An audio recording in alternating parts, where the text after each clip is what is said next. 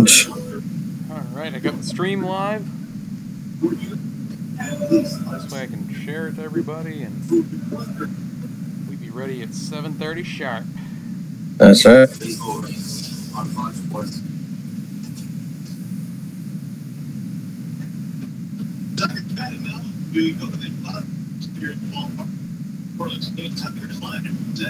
Southeast Michigan particulars Martin. Hey Ryan. Hey yo.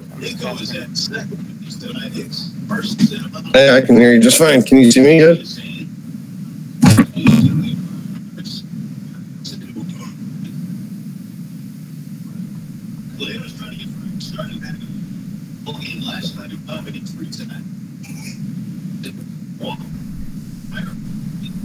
Testing 1 2. Testing 1 2.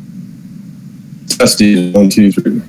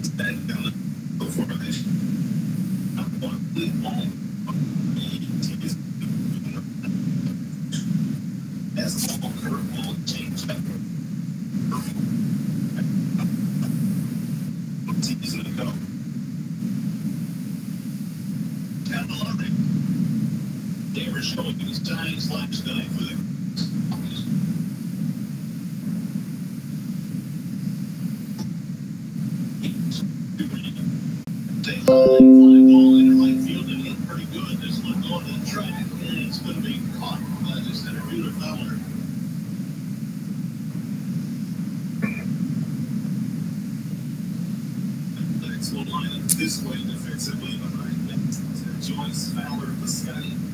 The outfield, third to first, Reese, Lowry, Moreno. Getting the start at shortstop tonight, Bender, and also round out the infield and Josh Fenton. So no catcher tonight. As it goes 6-5, 220 on Toledo, Ohio. There it is. Just taking over now. His bullpen coach duty. It looks at a strike on one. Well, the one thing that Ron Gardner knows is he knows Ricky Anderson, their best friends off the field. And they have been best friends since they both came up as minor league players. There's a lot of trust in Ricky Anderson from Ron Gardner. This outside, one ball, one strike. He spins his breaking ball up there about as slow as Mike Fires does. They've got similarities in their delivery too. Watch how Bassett kind of throws his glove toward the batter before he delivers the pitch. A lot like Mike Fires gives the guys good perception.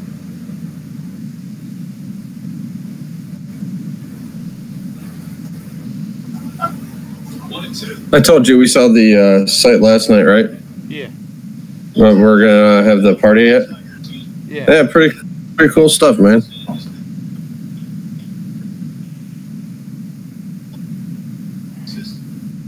I think we're all shared up. Let me pull up the pop-out chat there.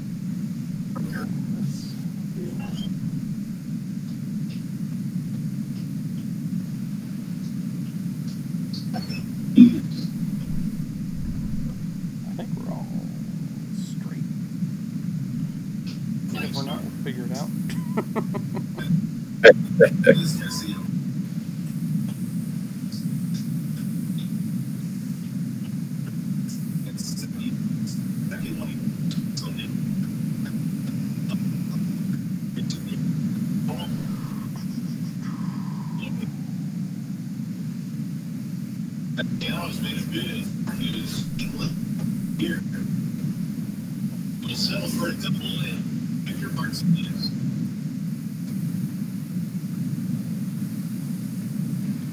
Duh. Sure. I feel like this should be like, if you ever listen to Sirius XM before they go live for the NASCAR race, they're like, broadcast starts in 2 minutes. 2 minutes till broadcast. Like, I feel like I should be in the background here, like, 7 minutes till broadcast. 7 minutes till broadcast.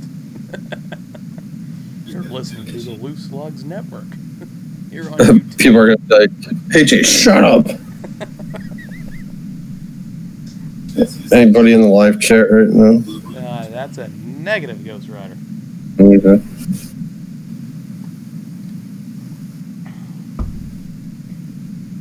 I don't have much drink to get me through this episode. It's a little low. Go grab a beer. No, not yet. Oh, Patrick's here. What's going on, Patrick? I bet you're happy after this weekend. MTJ coming through.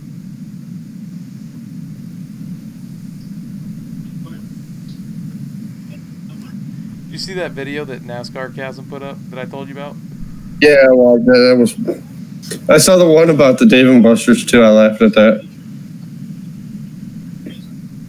They told him, after they...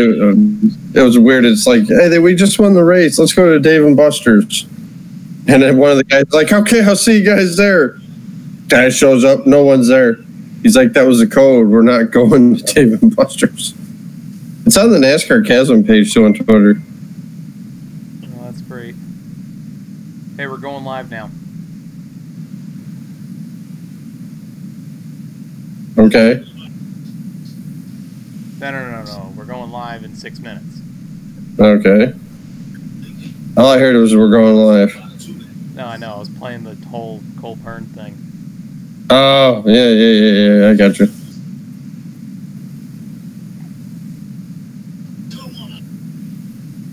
I'll tell you what, man. That really threw Childers for a loop. Uh-huh. Oh, and I'm sure we'll dive into that, too. Yeah, that was like a... They got a small rant, not a big one, so...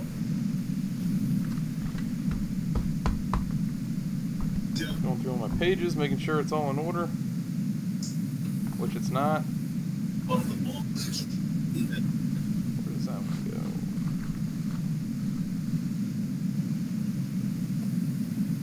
Oh.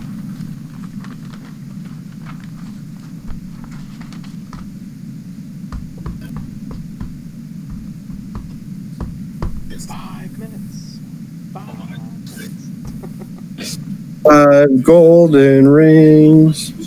I gotta set this up. I need because I know you can see me right now, Ryan. Yeah, blurry, but I can see it.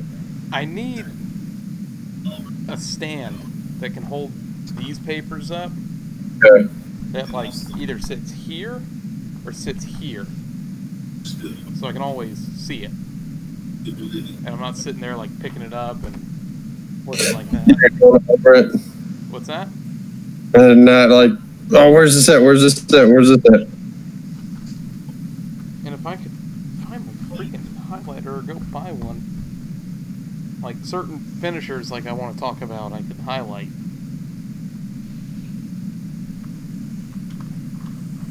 Yeah, we do highlighters at work too. We do highlighters at work when we have to go through our prints and all that. I think I'm changing my my cup guy for a winter. Ah, for Chicagoland? Yeah, see, because... And I can say it because that's not who I'm going with now. Originally, I was looking at the forecast and I saw that there was a chance of rain. So I went with Boyer. Because I'm like, the dude's won all these races this year due to weather. Rain, short, snow. So it was like, well, be a good pick. It would. Tony wants us to get started. We're probably talking about what's it called? The changeover to NBC this weekend. Yes, which, if you had seen the tweet about the ratings for the last couple weeks in NASCAR and all that, I'm curious if Chicago changes. And I sent this tweet out because I don't think Chicago will. Daytona will. Well, the difference here is with Chicago in the last several seasons, you've had it competing against football and playoff pushes in baseball. Mm-hmm. So now it doesn't have anything it's really competing against. No, not at all. So it might draw ratings a little bit, but it still sucks that it's not on, cable, like broadcast cable. Competing against the wedding shower we're having Sunday, so I'm recording the race. Hopefully we'll have it on over at my aunt's house. So, well, wait, I'll have it on. I know that. So,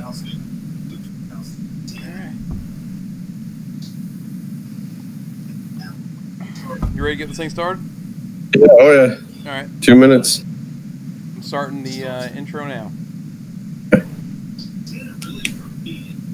If I bleed tonight, if I am sad tonight, I don't have a job to find. And if I work tonight, if I'm so tired tonight, I fall asleep when I'm home.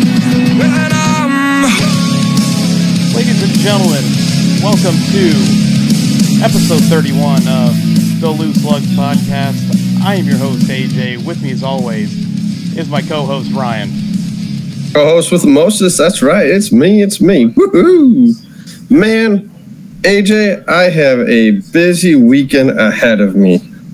Yeah, you know what, Ryan? There's a reason why we're recording Wednesday than our normal Tuesday. And it's because our schedules didn't quite line up this week. No. Why don't you tell the listeners why we didn't get to record yesterday? Yesterday being Tuesday, Sarah, my future wife, and my mother went to a place where we're throwing our reception at. So we went to go check that out yesterday, get familiarized with the grounds. It's a outdoor park. They got a nice little area, picnic area, horseshoe pits, volleyball, cornhole, all that good stuff, fun stuff to do. So we went to go look at that yesterday, and then Saturday. This coming up Saturday is my bachelor party. Well, you know what, Ryan? I've said this before, and I'll say it again. Congratulations to you and Sarah.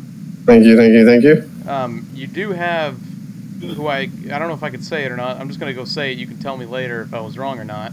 Go ahead. You have your best man in the chat right now. Yes, I do. Tony H. That's right. And it's going to be fun, man. Yes, it is. I'm happy for both of you. It's going to be 96 with the heat index of 106 on Saturday, and I'm like, oh, are you serious? Hey, Tony wants to know what this bachelor party is all about. I don't know. What is this bachelor party all about, Tony? You're the one setting it up, buddy. I don't care what the hell we do. It's gonna be 6 dudes playing a game of Twister. All right. There's a picture for the folks at home. Yep, Walsh is going to be on the bottom. Wow. All right. So this show has started off south in only 2 minutes of being live. It has. Well, that's what happens when you go, hey, nothing can go wrong if it's live, right? Oh, yeah, that's for sure. But how was your weekend, man? It was good, and I'm trying to remember what I did, and I can't even remember. Saturday, I got my wedding outfit set for the wedding. And then, oh man, Jacoby Jones just made a nice sleeping catch in the Tiger game. Sorry about that. But, no, they got, my mom spoiled us, taking us shopping for the wedding, getting everything organized for it Saturday. So I missed the truck race. Went over that today, actually, when I got home from work. So, but yeah. You were also supposed to be doing something tonight. Yes, I was, but I came up a little bit under the weather after work and started getting lightheaded. Been getting lightheaded a little bit lately, so I'm missing the T-ball game right now, unfortunately. Yeah, you brought up the point of recording Thursday, too.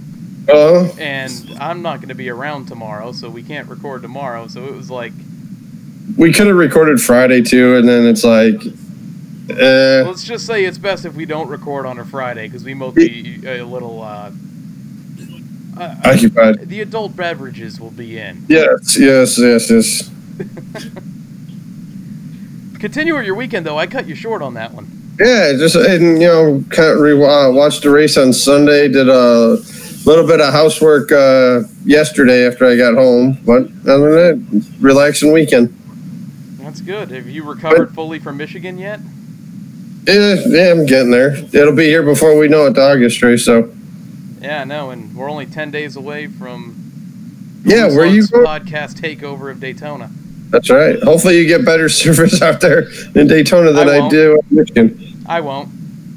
It's funny, too, because when we went to Bristol in 2013, I had excellent service. Like, I was texting my dad throughout the race, and, it's insane how different it is. And all these tracks come out and say that they've done so much improvements for cell service and Wi-Fi and all that, and I still can't get service nowhere. I tried to log on to MIS's Wi-Fi service, and holy cow, it's like slowest. It's like, what the hell is going on? You have 80,000 people there, maybe in the infield too, and it's like, oh, okay, if something happens in the stands, how are they going to contact? Because they're like, text a number if something happens in the stands. You see something? Nope. How the hell are we supposed to do that? Like, I could send you a video of like a wreck as it happened. And you would have just seen it on your TV, before I recorded it and sent it to you, naturally. But instead of getting it, 2 minutes after it happened, you're getting it, 30 minutes after the race has already ended. Yep. Hey, you're telling me you don't get good service out in Daytona, nothing out there. You know what? I have different seats this year than I've had for the last 3 years. Yeah. Maybe it makes a difference. I don't know. It could be where you're sitting at. Because when we first got to the track at MIS, when we're in the parking area, I had good service. I was able to, put on the Twitter page. I almost said Facebook page that I was at the track. Tony put in 80,000 using Wi-Fi means it'll be slow. It's not like the International Space Station sitting right in the infield. It's going to be bogged down. I just wish that Sprint would bring their towers, or somebody bring some towers out there. Strike a deal. Put it. T-Mobile. Put T-Mobile on a car. I agree with you. So, Ryan. Oh, what's up? You had big news this week, which I think you've said it on the podcast before that you were getting married. I don't think you actually said when you were getting married. Well, Friday, July 13th is our official wedding date. We're getting married in the backyard of the house. We have a nice big backyard, nice deck we're going to do it on. Friday the 13th. Yep, Friday the 13th. I'll be at Topgolf. Oh, nice. Yeah, I'm a diehard Jason Voorhees Friday the 13th fan. I always thought it'd be cool to get married on Friday the 13th. She's okay with it. So, we're doing that. And then the following Saturday, or the next day, is our big party out at the recreation center, so to speak, is what I'll call it. So, I had some big news that I was going to give today in our podcast shout-outs, but since we have Tony in our chat right now on the live stream, I'm going to go ahead and do this now. A football podcast is starting with myself and Tony in the chat. It's been something that's been in the talks for a couple months now. We finally have a Twitter page, which is at Polar Pigskin. We're the Polar Opposite Pigskin Podcast. The name came to be because I'm a New England Patriot fan. Super Bowl championships, dominating wins, great seasons, great quarterback. And Tony is a fan of the Detroit Laydowns. I'll say it. I wanted to say Laydowns. The Detroit Lions. I was going to say Laydowns. Who are the exact opposite of what the Patriots are. And we're trying to shoot for this weekend being our first episode of recording. If not this weekend, definitely next weekend. We're still working things out a little bit, but I'm excited for it. And if you follow our podcast for NASCAR, you're going to want to go follow this podcast for football. We're going to do in-depth reviews every week of football, fantasy picks, stardom situms kind of thing, reviewing future marquee games. matchups. Exactly, and it's going to be fun. We're going to see how we do. We're going to try to get it off the ground here in the summertime before the season starts. We try to get Tony on here, but our schedules don't coexist, though. So yeah, you know, he's still cheering for Jeff Gordon on the weekends, and I don't know why. Yeah, he hasn't wrecked yet. That's true. He hasn't had a DNF this season, huh? That's good. So that ends our news. Well, not our news, but my news of it, your news of it. Ryan, we have Gateway and Sonoma to break down. What do you say we get into it? Let's go. Let's dive into it. Let's get into some gas and go. We're going to recap Gateway and Sonoma.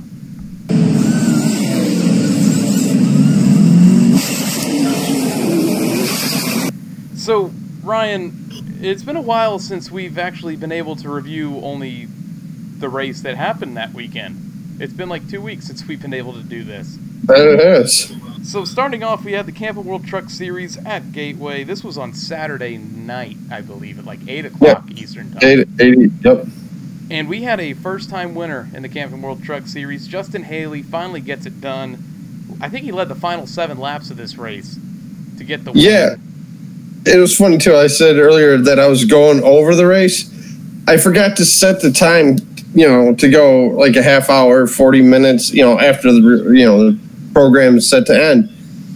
My recording stopped, I think, with 21 or 22 laps left, or it was in the it was the final one of the final restarts. It ended like with 8 laps. I'm like, oh man, I know who won it. I didn't know how he took the lead, but he won the race. Congratulations to him, and his interview was awesome too. I did see the interview. He's not 21 yet, and he's like, man, if I was 21 tonight, I'd be drinking a lot of beer tonight. Yeah, if he was 21. Yeah, if he was 21. Exactly. When the cameras stop rolling, you never know what's going to happen. Yeah, of course.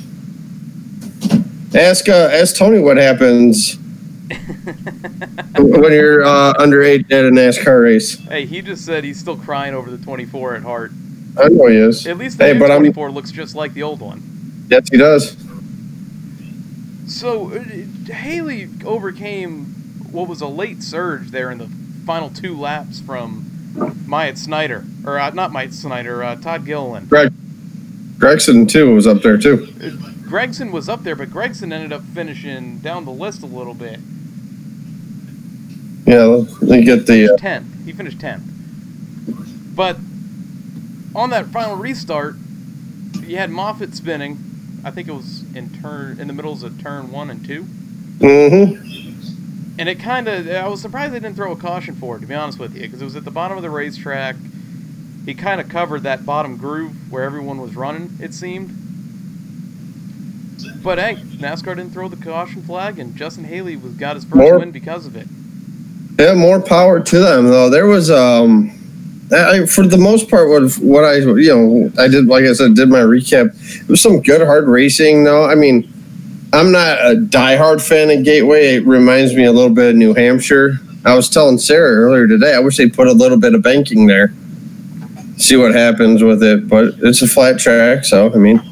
I tell you what, Go ahead. Go ahead, man. I was just going to say, this was an exciting race. That was, so yeah. And it had the best viewership on TV. Or not best viewership, but it surpassed last year's rating. Oh, really? The crowd was awesome. I mean, yeah, that was really a packed good house for a truck race. Really good crowd. And we had ourselves quite a few big wrecks. Not big wrecks in truck collecting, but a couple hard hits. And the hardest one had to have been the Fontaine spin, where Tate Fogelman smashed right into his door. Yeah, that was scary. That was like, because I think it was John Hunter Nemechek. They said dropped some fluid onto the track, and NASCAR didn't throw the caution in time. They spun and banged right into each other. So yeah, he threw down the fluid, and it was a mess for a couple different drivers. Some that didn't wreck naturally. Yeah. When Justin Fontaine got into all that, it was over. I thought he blew a tire initially. Yeah, and then they go back and show it on the replay of the John Hunter Nemechek, the fluid onto the track, and I'm like, Man, that's like you're driving on a sheet of ice right there. You can't stop, you can't move, especially with the ball tires. No, not at all. Where to go? Yeah, and Tate Fogelman. Tate Fogelman ran right through it all and just couldn't stop. No, not at all. And it's one of those situations where that's like the worst place you could possibly hit somebody. Oh, of course, driver's side. And that car, Fontaine's truck, completely destroyed on that side. That it was. But good that both drivers walked away from that. Yeah, they walked away. I was shaken up, but they did walk away. But then we had a little bit of controversy, if you will. I don't believe anything came of it after the race. My DVR cut out, so I didn't get to see like the post-race stuff. But Stuart Friesen got into Christian X, and X had led 34 laps. Won stage 2. And he did. Yeah, he won stage 2. It was kind of disappointing. Yeah, he had a good solid truck though, and then they showed one of the replays when they're doing the interview with Ike's, and all of it. The back camera, you see Friesen's truck get a little loose, come right into him. He didn't run into him on purpose, man. There's no way. The truck got a little out of shape. Tried to correct it, went right into him. I mispronounced his name. It's Eckes, not X. Oh, Eckes, that was Eckes, my fault. Eckes. I mispronounced it. I know. I'm fired. End the show. No, you're not fired. So. I don't think it was on purpose either. It's just one of those situations where you kind of run out of room, so... I was going for the win right there. Exactly. And to see Eckes lead so many laps, and what is this, his third race? His second race? Second or third race. I know he's got 2 more coming up. He said Martinsville and Phoenix near the end of the year. Yeah, he's ran great. I mean, we talked about him last week when they were at, what was it, Iowa? Yeah, Iowa, yep. He finished pretty well there, and the runs continued. I think he's going to get a win here in a couple weeks. Maybe. He's only 17 years old, too. It's amazing the youth influence coming into the sport now. Kool-Aid and Victory Lane. All right. You're going to have to rename it from the Bush Pole Award here soon. Yeah, this is the Happy Juice. 21. Happy Juice Victory Lane. Yeah, the McDonald's Happy Meals. Oh, yeah, the McDonald's Happy Meals. There we go. Ryan, your stage winners in this one. First stage was Grant Enfinger. Second stage was Christian Eckes. And your third stage, well, not your third stage, but your race winner, Justin Haley, who had a great restart off that last restart. He jumped out, and it was like they weren't going to catch him, even though Todd Gilliland put up a fight. That he did. There was another incident on track involving Johnny Sauter and the therefore mentioned Stuart Friesen. Maybe I missed this. I don't remember this. Yeah, it was another wreck between the two, where they were going back and forth, and Sauter got into the back bumper of him, spun Friesen out. He hit the inside of the wall on the grass. Yeah, maybe, I don't know, I didn't notice it during the race, and then I saw that he finished third on the leaderboard, so I was like, oh, maybe he's Friesen finished 13 on it. Yeah, I remember just seeing that, and I remember watching it, Facebook, they show stuff like that, and they showed it, I'm like, oh, Sutter got into him there, so there might be a little fisticuffs or talking to in the garage, but I don't think anything came of it, though. Yeah, I don't think anything came up of it either. At least I didn't see anything. Like I said, it cut out. My DVR cut out on that after the race. Mine cut out like 6-7 laps left. And I'm like, yeah, gotta remember to do that. Gotta remember to do that, so.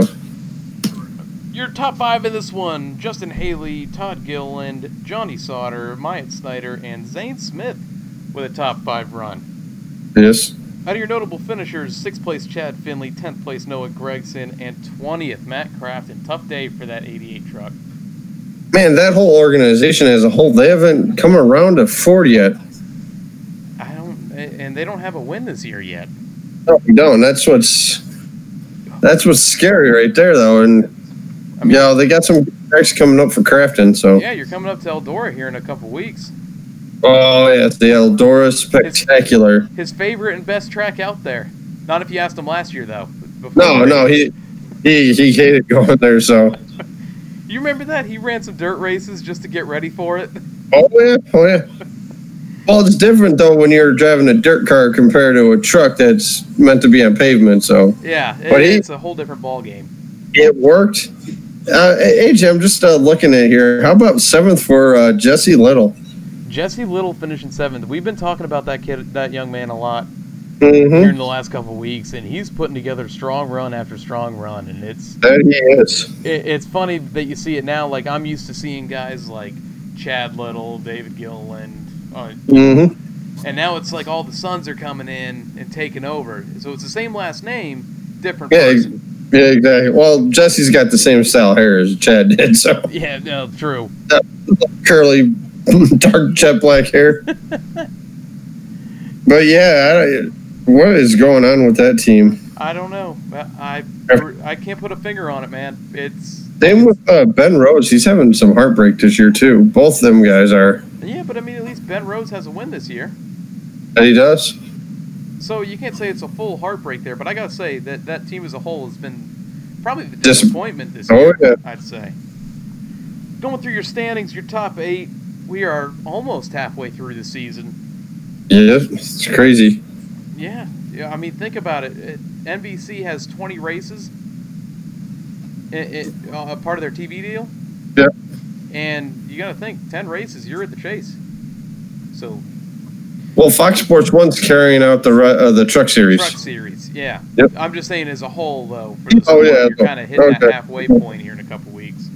But your top 8 currently, Johnny Sauter, Noah Gregson, Brett Moffitt, Grant Enfinger, Stuart Friesen, Justin Haley, Matt Crafton, and Ben Rhodes. Your next race is Chicagoland, Friday, 9 p.m. Eastern on FS1. All 3 series are at Chicagoland this weekend. We have ourselves a triple header this weekend. Yeah, but they do have lights there too. That's going to be a good race Friday evening. I'm going to explain Chicago here when we get into the white flag segment of our show. But yeah, Chicago this is going to be a little awkward feeling racing this early in the season at Chicago. I mean, we used to do it, back in 2001 up to hell, I can't remember, but it used to be the race right after Daytona in July. Mm-hmm. Yep. Before Kentucky came back, so. And it used to be the first race for the chase. But we're going to get into this a little bit later. Ryan, let's move on to Sonoma and the Monster Energy NASCAR Cup Series. Martin Truex played radio games with Kevin Harvick and Rodney Childers and came out on top in this one. By a big margin, too.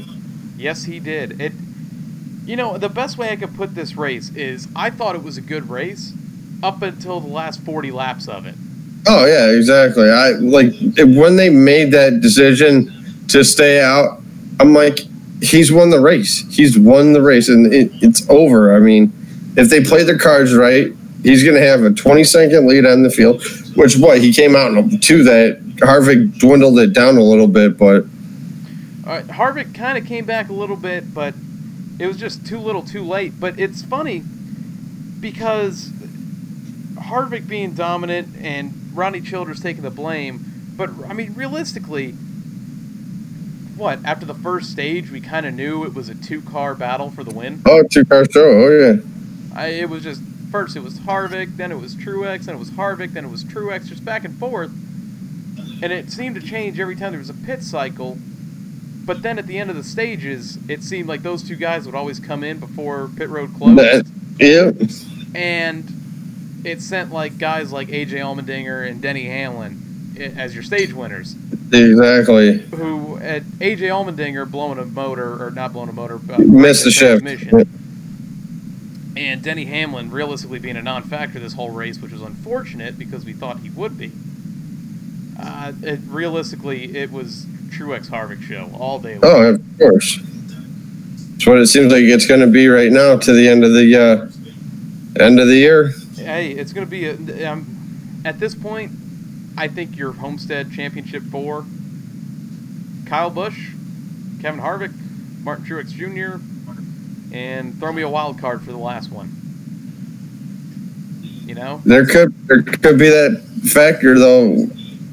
Talladega, but Brad Keselowski comes on so strong. The summertime is Brad's time of Oh, year. oh yeah. Tracks are slick. He likes the tracks. He was like Tony Stewart. Always liked the tracks slick. I'm telling you right now, my pick next weekend is going to be Brad, I think. Oh, he runs great at Daytona in the summer race. Yeah, we won't talk about the 500, though. No, we will not. No. So, I messaged you, I think it was lap 3 or 4 into this race, and I said, Eric Jones, he's hit everything on this damn track. It looked like it. That car looked like it's been through 500 laps at Bristol. The parachute. It was crazy. And the fact that he rebounded to finish, what, 6th? 7th. 7th?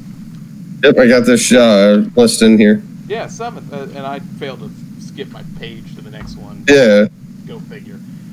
Yeah, that happens. But yeah, he finishes 7th. He Yeah, did everything but the pace car. He truly did. Good thing Harry Hogg was not his crew chief. I saw a tweet today, Ryan, and we mentioned the Days of Thunder thing. Today's the anniversary of it coming out in the theaters. And someone put up, don't forget, this on this day back in 1990, Cole Trickle taught us how to race, and it was a picture of a Sweet and Low packet.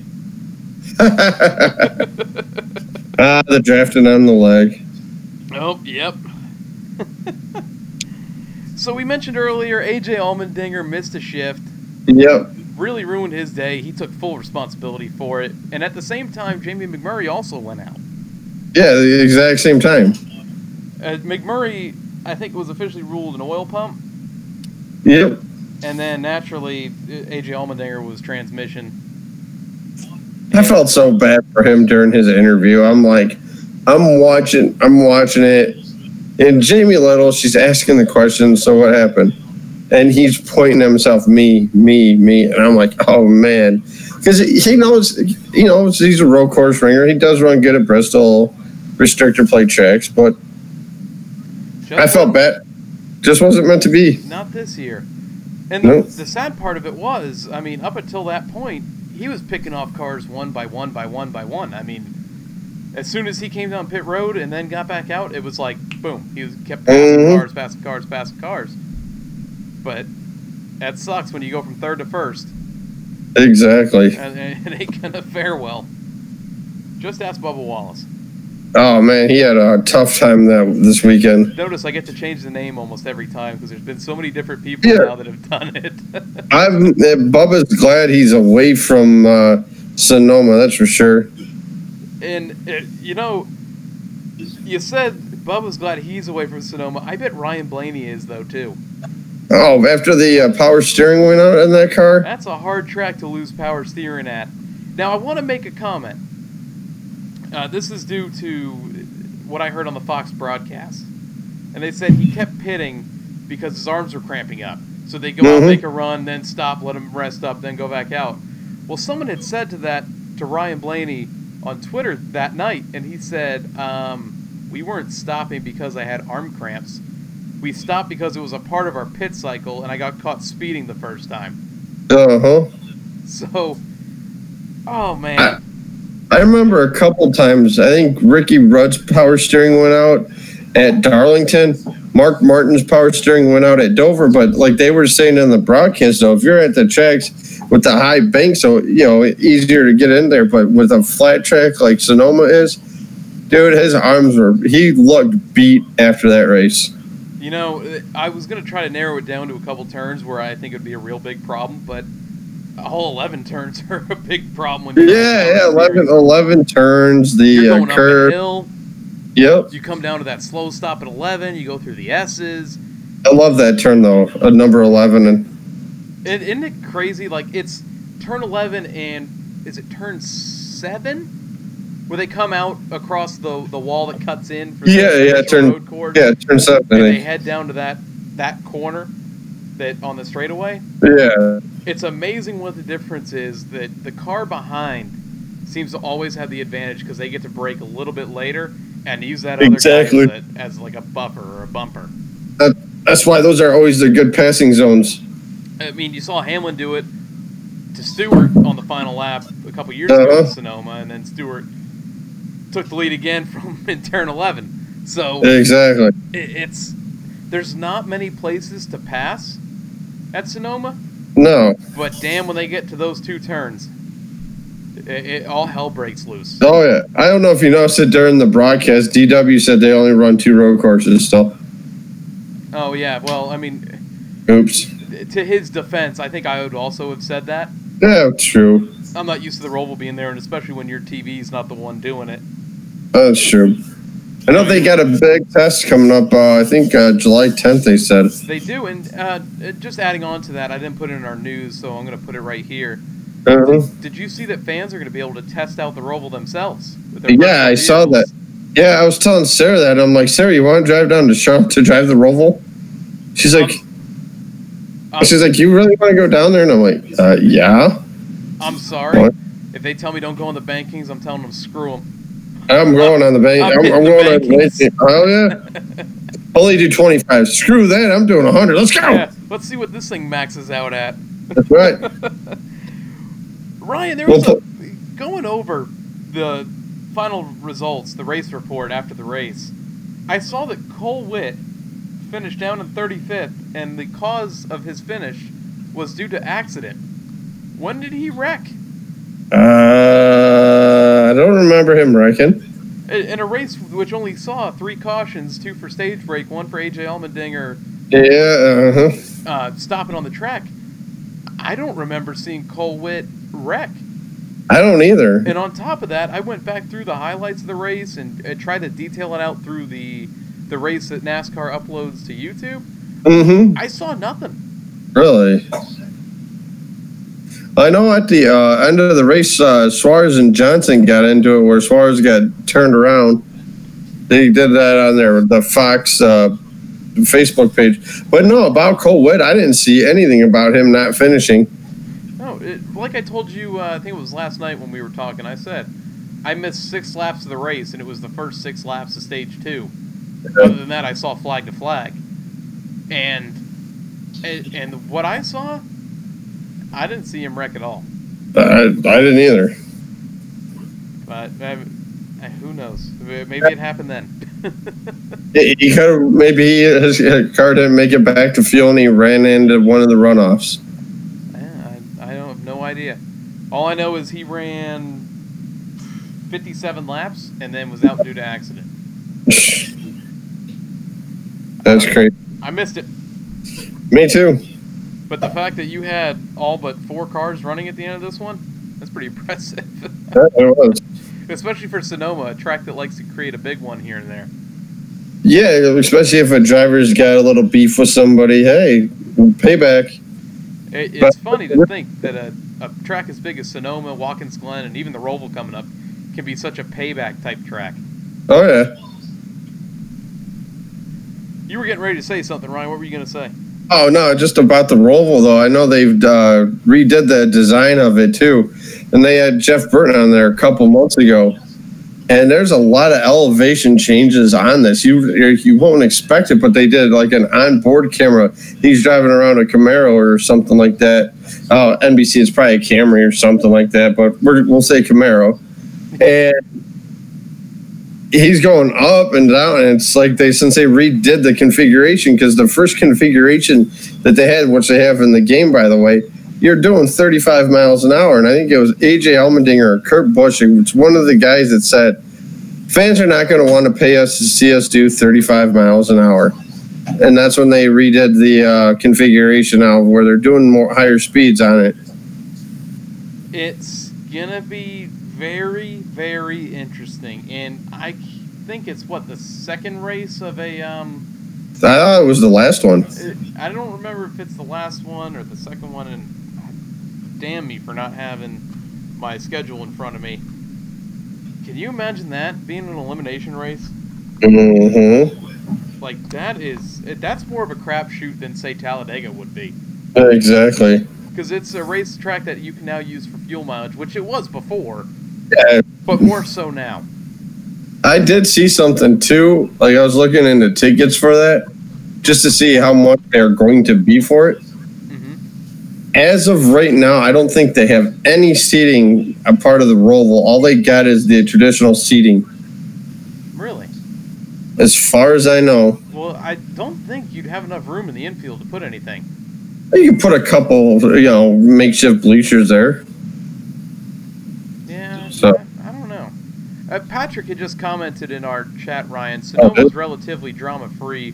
Might not be for the other two road courses, though. I like Watkins Glen.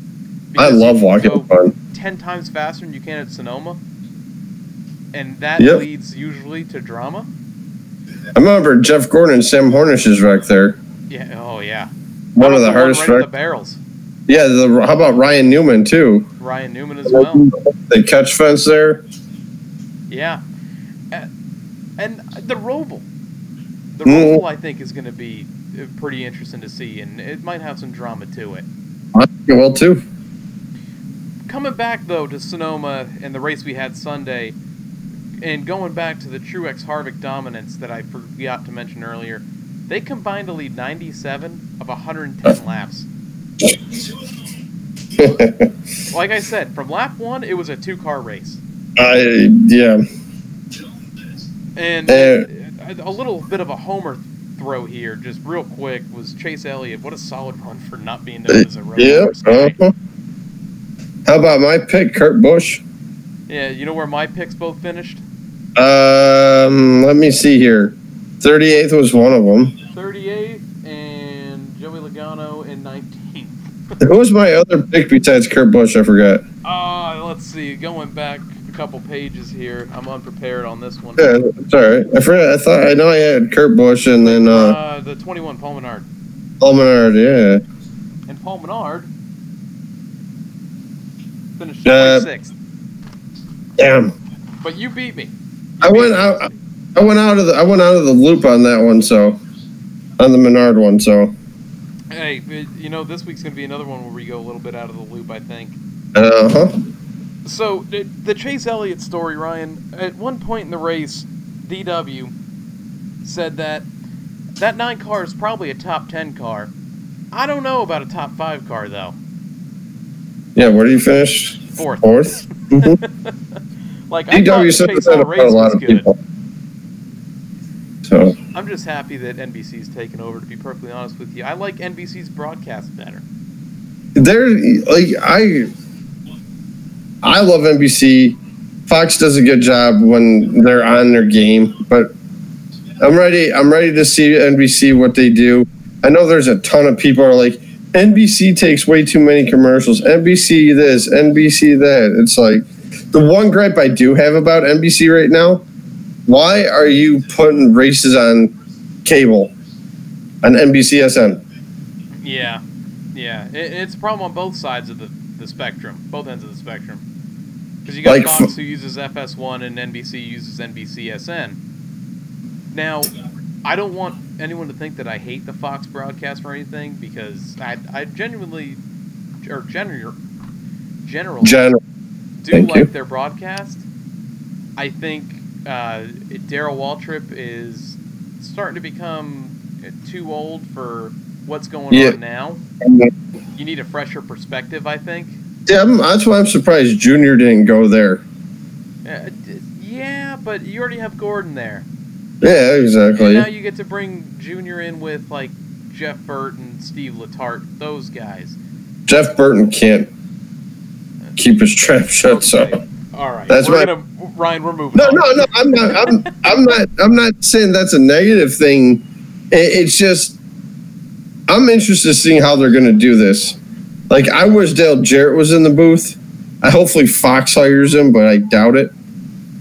I wouldn't mind Dale Jarrett on the Fox broadcast. I like Joy, Gordon, and him. And that's the thing. I like Mike Joy. I think Mike Joy brings so much to that Fox broadcast. Like, he really puts it all together. That he does. It's Mike Joy's been in the sport forever. So yeah, he has. He knows the broadcast side of things, inside and out. So when he interviewed DW when he won the 500. Yep. Clint Boyer. Is this the feel-good story of 2018? Like we had last year with MTJ? I have to say, strong runs, man. I would have to agree with Boyer for sure. man, boy, does that guy love to party still. Win or lose, man, that boy's partying. I can't help 1 week later but still laugh at his face in the car at Michigan. With the thumbs up, like, yeah. Man, that boy's having some fun this year, and it was just a matter of time before he got back to victory lane. It was. Was this a good race, Ryan? If you had to grade it A, B, C, or D, or F? C plus. Okay. I mean, like I said, this is the track where, okay, if you're mad at somebody, you can get them back, put the bumper to them. You know, I remember Junior running, and he was running over everybody, and my brother's like, why is he running over everybody? Oh, because they're not, you know, they're still going fast, but this is the track to do it. And like I said, it was entertaining. Cole Pern, the strategy call of the year, by the way. Yeah, that was great. Oh yeah. That was a great call. You know, Harvick's coming in because he heard, or Ronnie Childers heard off of Truex's radio, you know, we're going to pit now. Harvick comes in, Cole Pern comes over the headset and goes, we're going to pit in about 8 or 9 laps. Yep. And it worked. After that, he blew everybody away. You needed it. That was like, Cole Pern is a genius, man. I'm getting to the point where I'm about to put him above Chad Knaus. I really am.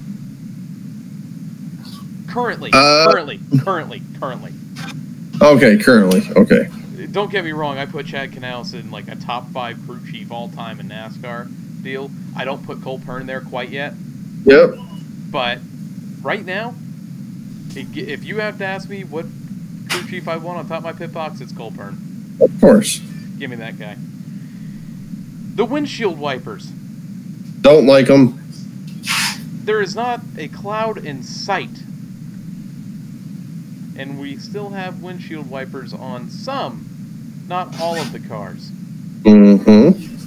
You can't tell me it's not an advantage. Remember when you text me that, and I sent you, I'm like, it's like Denny Hamlin at Watkins Glen when him and the Gibbs cars were the only ones with the windshield wiper plates on it. Mm-hmm. I don't think I don't know. Maybe it does something to the car. Go ahead. If the forecast calls for a slight chance of rain at a road course, okay, put it on. But the forecast for Sunday was mostly sunny, but yet they're on the car. If you notice, the more road courses we go through through the years and the seasons, more and more cars have been using them. Mm-hmm. And I think some guys may not think that it's giving them an advantage, but they don't want to risk not also having the advantage, if that makes sense. Oh, yeah. So they're going to slap it on there. If it increases, speed, handling, whatever it may be, whatever this windshield wiper is really going to give you. Of course. I think it just kind of levels the playing field a little bit for other guys. Yeah. Wouldn't that be interesting, though? Now, here's my question to ask you. If it rains at the Roval, will they run it? No. You can't. But yet, if it's raining at Martin or Watkins Glen, they'll run. No. Maybe. See, the difference here is you're going to be too fast entering corners. At the Roval, because you're still using half of the track itself. Actually, you're using more than half of it, because up until you get it past the tri-oval, that's when you go on your Roval, then you come back out in the corner. So you're still using almost the entire track still. You couldn't do it there. Watkins Glen you can. It's a flat track. Obviously. You're not as fast. You're not going to be as fast in turns and all that. I think Road America. You would see it. Road America, too, they run it at. Mid-Ohio, they've done it. And then when the Xfinity Series was going to Montreal, that Jacques Villeneuve track, that was what they did the first time. They're like, okay, we got rain coming. We're going to put the windshield wiper blades on the car, which they weren't already on there, put the rain tires on, and that was entertaining. That was entertaining and fun to watch. Yeah, it was, because for like 10 laps, no one could keep the car on the track. That too, but it was fun to watch. It was entertaining. It was. I agree with you there. It was very entertaining. And I tell you what, I think take a shot at Martinsville with it. It's flat. I think you do. I don't think you could do it there. I really don't. But I mean, besides this year, when have you really ever had the threat of weather at Martinsville? I can't remember there being a time. No. What's that? No. So, I don't... It's not a track you would ever, I don't think, would need it. That's just my opinion. We'll see what happens. Speaking of issues and whatnot, how about Kyle Larson? Qualified on the pole and just... Yep. Right down the leaderboard. He sank faster than Titanic. Yeah. He hit the iceberg. The iceberg was turn 1. He's probably got that My Heart Will Go On song. There he goes in the back. It was another disappointing run because I thought Larson was really going to have a shot. I did too. He qualified on the pole. I did too. I mean, because they road racing now. So no, they said they're practicing because I watched a little bit of practice. I watched qualifying. I'm going to get into qualifying on my rant here. So, but no, they said they worked on the car for race setup. He goes out and wins the pole. Next thing you know, dropped like the Titanic. So yeah. Going back to our grading of the race, Patrick said it was a B+ for him. I mean, it was. I mean, racing's racing. So I mean, I'm surprised Patrick didn't put it an A+. I think the B+ rating was because of Truex winning. I think other than that, it'd be probably a C+, maybe a C. I mean, there was good action on the track. I mean, there's good battles. Like, that's my rating. I give it a B-. I thought it was entertaining until 40 to go. Yes, like I said though, these are the tracks right here where if Eric Almirola was by Austin Dillon, you don't think you'd have put a bumper to him and spun him out? I mean, I don't know. We'll find out next week. I mean, I know. We go back to that, and I think he would have, especially going into turn 11. Yeah. See ya. Yeah, I think so too. Hey, one more thing I want to touch on before we go through top 5 standings, notable finishers, all that. Did you see Truex's face when he sipped the wine? No, I did not actually. I turned that off. So with Sonoma, most of you know that you get a wine glass trophy deal, which is a kick-ass trophy, by the way. It's very cool. Yeah. And they pour wine in it, and the winner in victory lane drinks it, and he took one sip, and his face just was like. I don't think he's a wine drinker. He's a beer drinker. That's right. When my cousin off so quickly. Oh yeah, when my cousin Stephanie got married, they did a wine champagne toast. I'm like, I'll do wine, and it was like, ugh. And I love grapes too. We got a whole fridge full of grapes, and I don't like wine. With my parents being wine connoisseurs, is what I would call it. Mm-hmm. I've tried wine, and I'm not a fan of it. No, it's too dry for me. Exactly. Give me a Bud Light, Budweiser, and I'm happy. Miller Lite. It don't matter. If it's beer, I'll drink it. Miller Lite. Except for Corona, I don't. We got the times, Miller Lite. Your top 5, your stage winners. Even though we already kind of went over it. Yeah. Your stage winners: AJ Allmendinger, Denny Hamlin, Martin Truex Jr. Your top 5: Truex, Harvick, Boyer, Elliott, Kyle Busch. And your notable finishers: 8th place, Eric Almirola; 12th place, Chris Buescher. What a run! Yeah, hell yeah, great run. And 19th, as we stated earlier, Joey Logano. I didn't say my Truck Series notable finishers. Yeah, I thought you did. I didn't think I did. You did. Yeah, you did. Coughlin. I did. Yeah, Coughlin. I think. Patrick, I don't drink. period. Yeah, I saw that. Your standings following Sonoma, heading into Chicagoland this weekend. Kyle Busch, Kevin Harvick, Joey Logano, Brad Keselowski, Martin Truex Jr., Clint Boyer, Kurt Busch, Denny Hamlin, Kyle Larson, Eric Almirola, Ryan Blaney, Jimmy Johnson, Chase Elliott, Eric Jones, Alex Bowman, Ricky Stenhouse. Next week, Ryan, just as I'm ending the standings, I want you to think of some drivers that have really been a disappointment this year that are below the chase line. That's for next week. Oh, so after Chicagoland? After Chicago, we're going to talk about it. That are below the cut line? That are below the cut line. We're going to talk about it next week, I think. Your next race, Chicagoland Speedway, Sunday, 2:30 p.m. Eastern on NBCSN. And don't forget, Xfinity Series is back this weekend. They are also at Chicagoland on Saturday, 3:30 p.m. Eastern on NBCSN as well. Ryan, you were saying something when I finished the standings before I went off and cut you off again. What were you going to say? Oh, no, I'm just looking at this right now on that question you just asked. There's a guy, but he's fourth in points right now.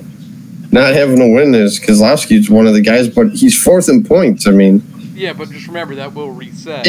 Yeah, of course it will once the season start. All right. All right, go ahead. I was going to say the next thing we were going to do, but what were you going to say, Ryan?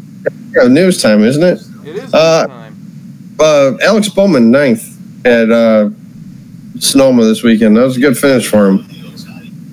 It was, and Bowman, I don't think raced Sonoma when he filled in for Junior. I think it was Gordon then. That was Gordon, yeah. So, a really good run for him. All the Hendrick cars look pretty good. Byron until he sped through pit road again. Yeah. Or it's a loose wheel, loose wheel. Yeah. Yeah. Pit for 2 tires at all this weekend, Ryan. No, he did not. Which much to your chagrin. the week he should pit for 2 tires. They go with 4. We're not going to get into that again. So let's get into tire up. We got some news this week. All right. Left side. Pull this lever fender out, left side. NASCAR announces they will not use the All-Star package in 2018. Good. I'll tell you, earlier I wanted them to use it. But thinking about it now, the one thing we talked about several episodes ago was NASCAR never keeps the same rules package an entire season. At least they haven't for a long time. No.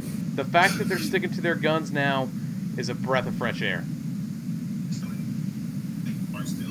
To your point, I do agree. But that package is so damn good.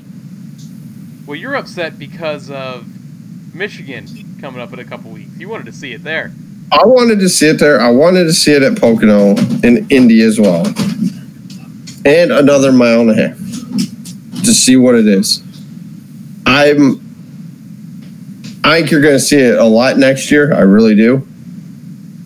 Obviously, Daytona, you're going to see it for the All-Star race. Not the 600.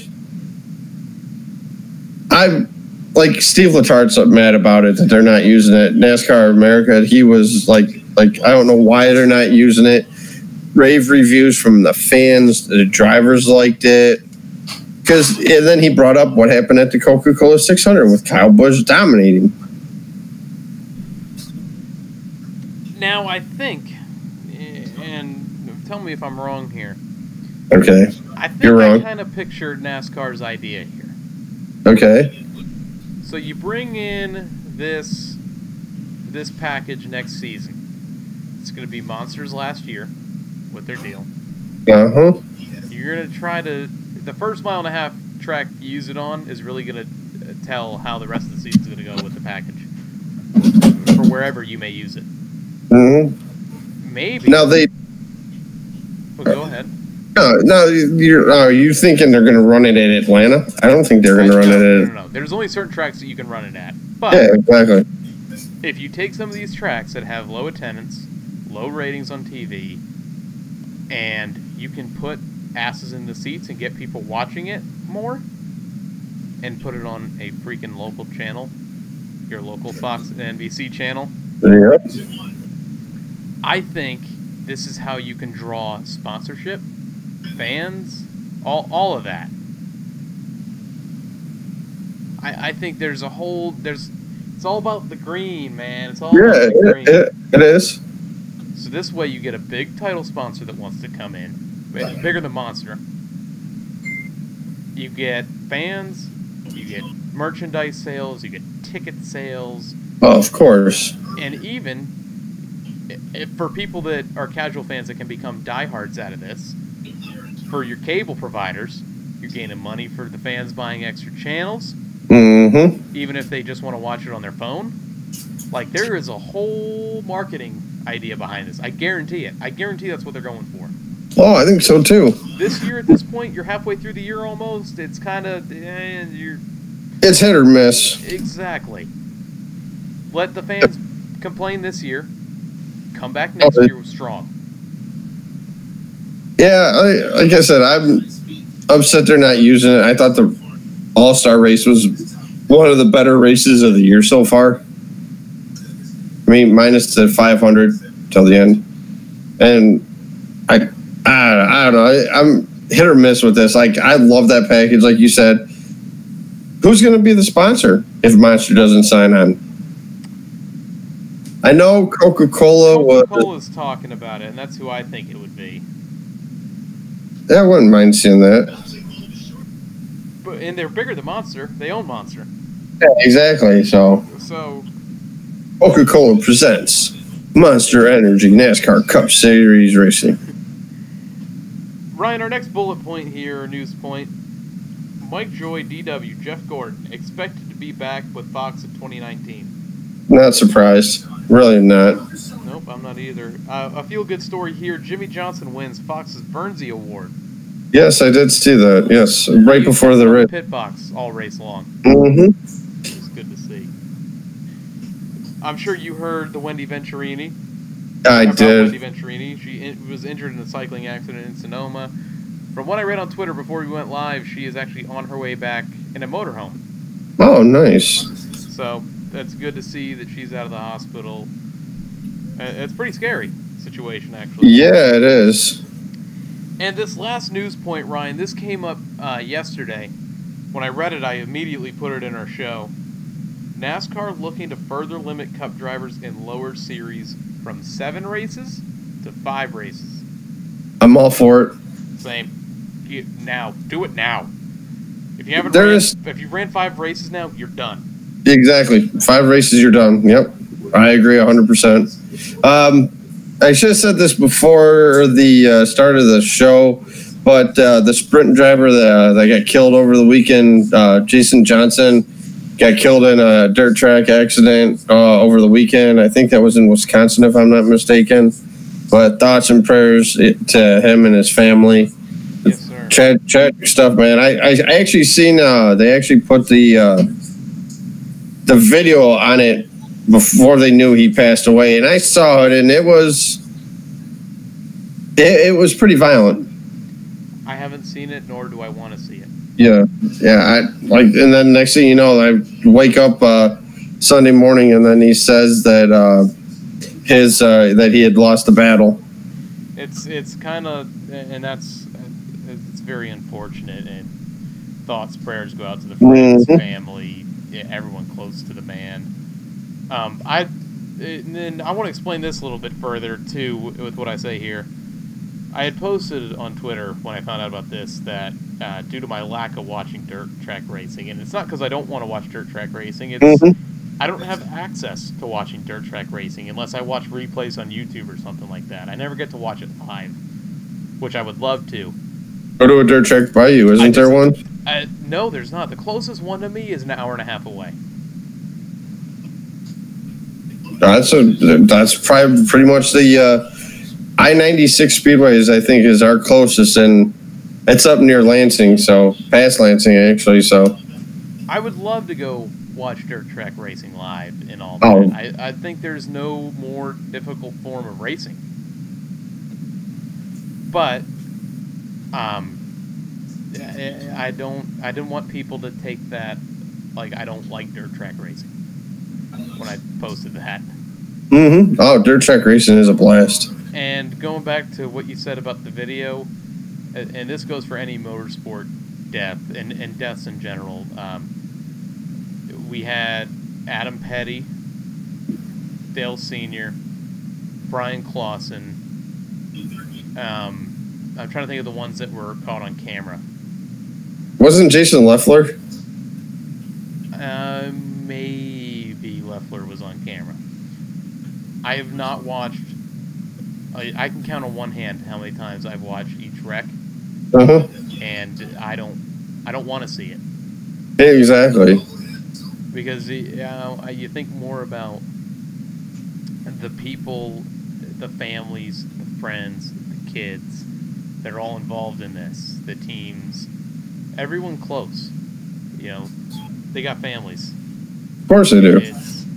And they're doing something they love, but they're also doing their job with that. And it's so tragic. Exactly, because I remember 2001, the Daytona 500. I think it was Steve Burns that was interviewing Earnhardt. He's sitting on a nice, lounge chair. He's got his feet up, they're crossed. And it was Steve Burns that was interviewing him. He's like, "You ready for today?" He's like, "You betcha. We got a good GM Goodwrench plus Chevrolet. We're going to go right to the front. We're going to lead some laps. We're going to win this thing." Mm-hmm. And then that happened at the end of the race. Yeah. It's. Go ahead. When you seen Ken Schrader look into that car, and he came out with his hands like, "Get over here, get over here," you knew something was wrong. My dad's like, I think he died. Or my dad's like, I think he's dead. I think he's dead because of how Ken Schrader was. And when they interviewed Schrader, he's like, yeah, that doesn't look good. So Schrader was never one to mince words. No, he was not. No, and he ran the ARCA. Yes, he ran the ARCA race too on Friday at Gateway. By the way. Yes, he did. Nice to see them guys getting out and not into around the sport, but he owns a couple ARCA teams too, I think. Ryan, we're going to move on, I think, here to some social media. We're going to go more to a less somber. Yeah, I thought you had some more news. No, that was it. Just, really, the package? How about Matt Kenseth getting added on for more races? We talked about that last week. Did we really? I thought... Yeah, I think we mentioned two things during this week that we talked about last week. Yeah, that happens. Which, the one was the Coca-Cola and the other one was the Matt Kenseth. Oh, Natalie Decker had a birthday. She did. Happy birthday. I think it was Natalie Decker. Our buddy Dave thinks she's like absolutely gorgeous. Cap? So, yes. He just left this week too, didn't he? Today. Yes, he did. Today was his last day here in Michigan. It was awesome to see him. Awesome to catch up. Had some good hangouts for sure. So. Patrick had said, and this is adding on to our. Yep. What we were just talking about. When anyone passes in motorsports, it sucks, regardless of 2 or 4 wheels, and it's straight to the point. Any sport for that matter. Yeah, it's straight to the point. Ryan, let's get some mood a little bit. Let's get into some social media. Okay. All right, these stats are as of Tuesday. That we might have changed a little bit, which I think we have. We are at 582 downloads on iTunes, Podbean, and Stitcher. We're close to 600. Yeah, no kidding. 213 followers on Twitter, 58 likes on Facebook, 18 subscribers on YouTube. Some new follower shout-outs this week, and as always, if I pronounce your name wrong, I do apologize. You can always tweet AJ, tell him to learn how to pronounce names. All right, let's see how I do this week. James Grandy, at Grandy_L88. We have Billy Workman, at Dega_boy_87. We have Justin Salter, at Chase E Num9 baby. We have Andrew, and this is the one that I figured I'd get wrong. Andrew Kantzian. I think I said it right. At Kantzian. He is a co-host of the Out of Left Field podcast. Great podcast to listen to. They go over everything. Oh, like all sport? Baseball, everything. Oh, nice. Our podcast shout-outs this week, we have the Lap Traffic Podcast, the PTM Racing Podcast, the My Opinion, Therefore Fact Podcast, All Turns, No Breaks Podcast, the Bump and Run Podcast, Right Sides Only Radio, and Creditcast, NASCAR Opinion, the Final Lap Weekly, the EG3 Show. Don't forget the new football one coming out with B and a buddy of ours, Tony, that both Ryan and I know. The Polar Opposite Pigskin Podcast at Polar Pigskin. You're going to need that when football season comes around. Some places you could find us: Podbean, iTunes, Stitcher, YouTube, the Loose Lugs Podcast. Make sure you turn on your notification bell and hit the subscribe button. We'd greatly appreciate it.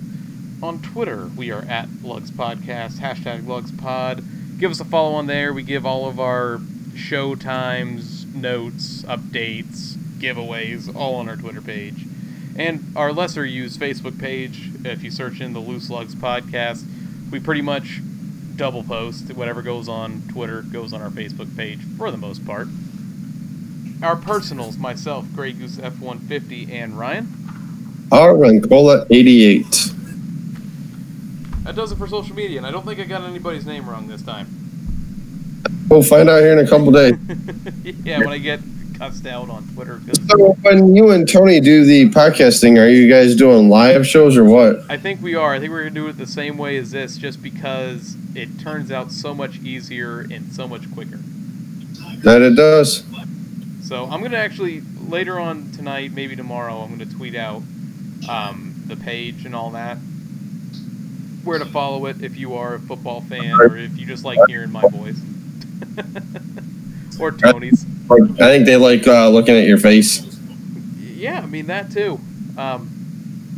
Ryan, we are at the point in the show where you get to tell everybody what you don't like or what's going on or anything in life in your weekly rant.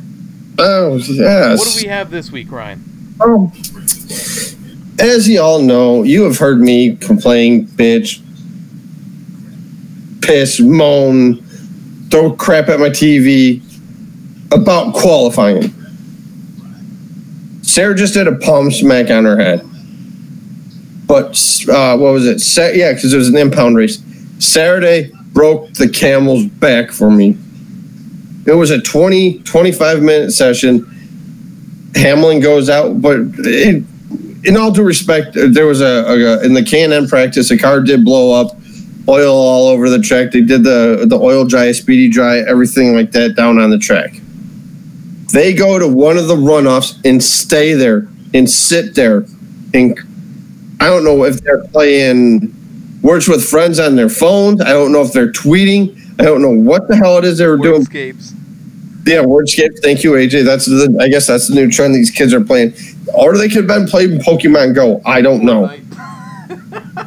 Would probably be a good assumption as well.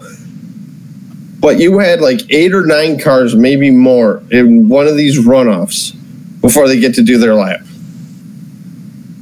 Couple cars go. Yeah, no, we don't like it. Go down pit road. It's enough. It's time to do away with this qualifying. I am so sick and tired of it. Pull numbers out of the hat. If you draw number 1, that's when you go. If you draw number 37, that's where you go. You draw 15, that's where you go. 1 lap, done, call it. Just like the way it used to be. Yeah, exactly. I mean, granted, yeah, now all the teams are starting on with the tire, what we talked about a couple weeks ago, same side tires. 1 lap, get it done with, get it over with. I agree with you. Now, if they want to do the quote-unquote knockout qualifying, still do the 1 driver at a time. You can do that, do 2 rounds, okay? If like they do at Daytona and Talladega. What they do at Daytona and Talladega is incredible. I love it. I wish they'd do it more tracks. I'm done with this qualifying. I can't stand it no more. It's got the old-timey feel to it at Daytona and Talladega. It does. And I think maybe in August you may see that at MIS with them going 220 miles an hour plus. Quite potentially. I thought you had another rant, Ryan. the more you like it now, don't you? I don't like it. You like it. I'm pissed off at NBC got rid of the damn Blake Shelton song for their intro into the start of the broadcast. I love that song. I play it. That should be the new NASCAR song when we go to the race, honey. Because when we go out to the racetrack, we play Rodney Carrington, These Are My People. Good tune, by the way. So it's our NASCAR song. But no, it's going to be the Blake Shelton one now because NBC replaced it with Tom Petty cover. You going off on that last night was hilarious. I was pissed about that last night. I'm like, what the is this? I think it's a good move. I like the Blake Shelton song. Don't get me wrong. I like the Blake Shelton song. Mm-hmm. And I like it more than this one. But you needed with Junior coming in, with a new broadcast team, you needed to change. You needed to change it. Now, here's my thing. It was funny, too, because during the broadcast Sunday, when I think, it was Kozlowski went off the track, but he got the dirt where the camera was in the dirt. I think it was Mike Joy or DW said, "Run, Digger." And I'm like, oh, great. They're going to bring that back next year. Fox, the return of Digger. Little Digger. What drove me absolutely crazy about Digger is going to the track and seeing a Digger hauler. And the Digger t-shirts. With the t-shirts, the car. Adults wearing the Digger t-shirts. Yeah. Not so much kids. if you're 5 or 6 year old or 7 year old or wearing a Digger shirt, okay, cool. It's a cute little animal for the kids. But a grown ass men and women wearing Digger shirts, I was like, they're probably Kyle Busch fans. They just don't want to admit it. Hey, Ryan, you ever been to Disney World? I've been to Downtown Disney, yes. All right, well, then maybe you've seen it. Okay. Like the 30, 40, 50-year-olds wearing the Mickey Mouse ears. Oh, yeah. With the strap and everything. Like, that is the equivalent of Planet Hollywood. Talking about with the Digger thing. Like, I get it. It's funny. Planet Hollywood has some kick-ass food, by the way. Their ribs. Yeah, it does. Mm-hmm. All right, Ryan, is that it for your rants? Yeah, pretty much. And then, Friday the 13th is fastly approaching. Yes, it is.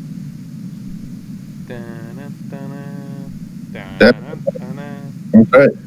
Well, I'll bet that on Pandora. Ryan, we got some previewing to do for Chicago. What do you say we get into it? 3 races this weekend. 3 races. Here's the white flag. Tight, keep working the mirrors. In line with you, coming to the white. Only 2. All right, so we got the Truck, Xfinity, and Cup Series all in Chicago this weekend. And like I said earlier, this is different because we're used to Chicago now being in September, the first race of the Chase, or the playoffs, I guess it is now. Well, one of the last races for the Trucks and Xfinity, too, is Chicagoland normally. Yeah. So we're now here back 2 weeks before when it really usually was back, a decade ago, I guess would be the best way to put it. And it feels weird. It does, very weird. Now, we got a couple things to go over here. When we get to the Cup side, if you were here before we started the show, I had said I'm changing one of my picks. Mm-hmm. Ryan, let's go to Truck Series first. Yep. Who are you taking? You go first, AJ. I'll let you go first. I'm going with the 13, Myatt Snyder. Myatt Snyder, good pick. I am actually going to go with... Let me go Jesse Little. Jesse Little. Yep. All right, who are you going for Xfinity? The guy that's on my shirt, Ryan Reed. Going with Ryan Reed. You know who I'm going with? What's that? The guy that's on my shirt. Kaz Gralla. Mm-hmm. T-shirts just dropped on directdriverapparel.com.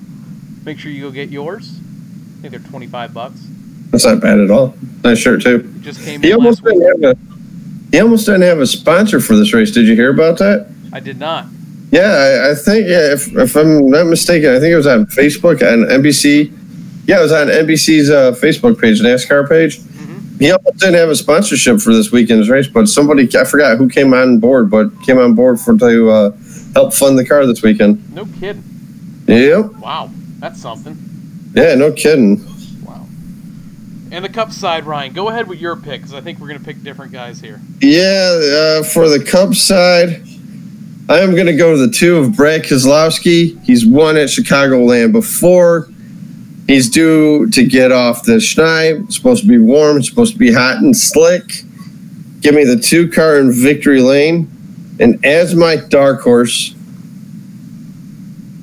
hopefully they show a little bit of speed this weekend. I am going to go a Hendrick car, and I'm going to go Jimmy Johnson as my dark horse. You know, I almost hit penned in at 88 there, because I thought you were going to say Bowman. Yeah, oh, yeah. All right, so a little backstory if you weren't here earlier. When I picked my driver for Chicago on the Cup side, I looked at the weather, because I figure this time of year, Chicago, it's pretty rainy most of the time. Yes. Or Illinois, I should say, not Chicago. Well, there was a 40% chance of rain on Sunday when I did this. And I was like, oh, perfect. Since then, things have changed a little bit.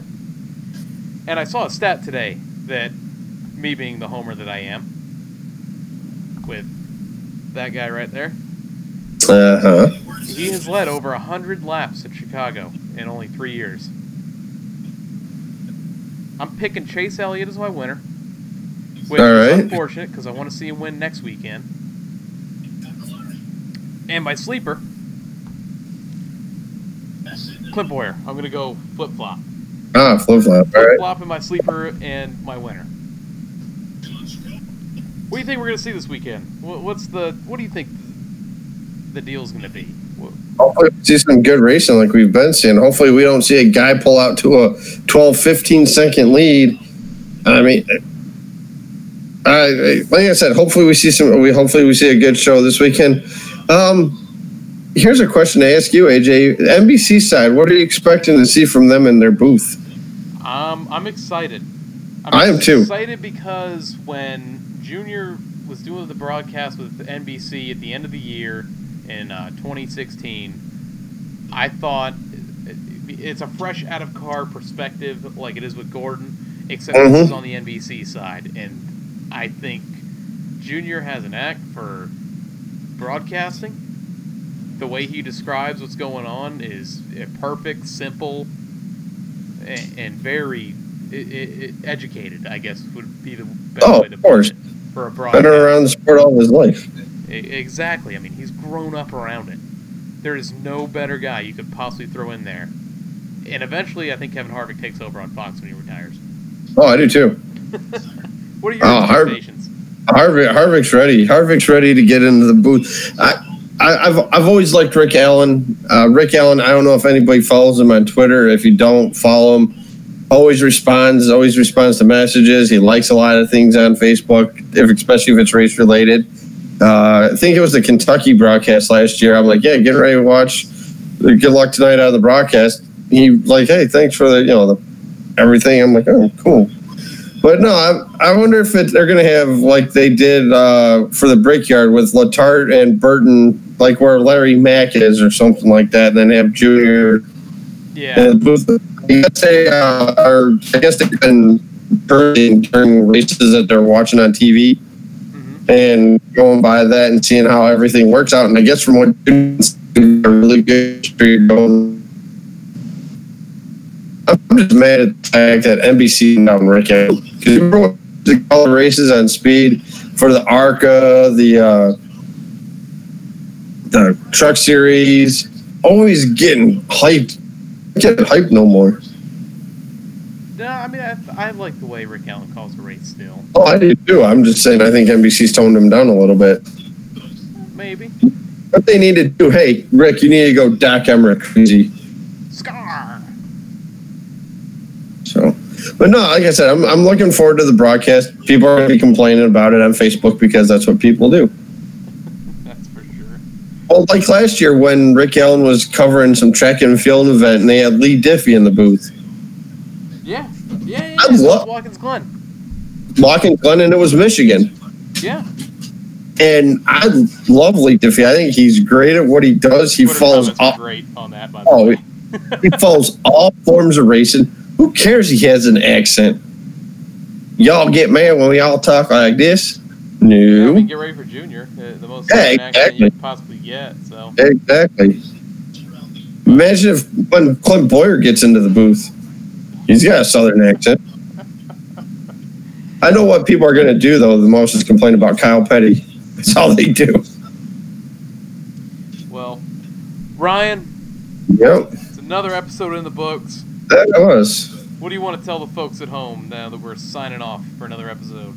Guys, I hope everybody has a great weekend. If you're going down to Chicagoland Speedway, have a great weekend. Enjoy the 90-degree heat. We will see you guys at the track. Tony, Patrick, thanks for coming out, talking with us in the chat. Everyone who tuned in, thank you so much. We appreciate all of you. And it's Chicagoland weekend, and it's not the first race of the chase, so it's a little bit weird. Hope you all enjoy it. NBC's coming back. Ryan has one more thing to say. What you got? If I can remember, I will post bachelor party pictures on the Twitter page. Oh, God, please keep it PG. We will keep it PG. We will keep it PG, guys. All right, y'all enjoy the race weekend. Have a fun, safe weekend. Enjoy, guys. But I say, you can walk the edge, I think. I say, you can kill that fear you're holding. There ain't one thing that is true. The only one that can get through. There ain't one thing that is true. Just gotta make it last forever.